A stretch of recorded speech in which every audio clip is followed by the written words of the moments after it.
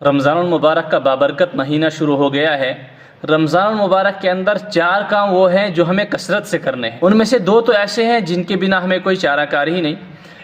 پہلے بھی اور اب بھی تراویح کے بعد ایک تسبیح پڑھی جاتی ہے، اس کے اندر وہ چاروں الفاظ اور وہ کام موجود تھے، لیکن چونکہ ہم آواز سے آواز ملانے والے، آواز کے ساتھ آواز ملا کر پڑھنے والے ہیں، نہ ہم نے کبھی خود مطلب کی طرف توجہ کی اور نہ کبھی توفیق ہوئی اس کے معنی کو معلوم کرنے کی۔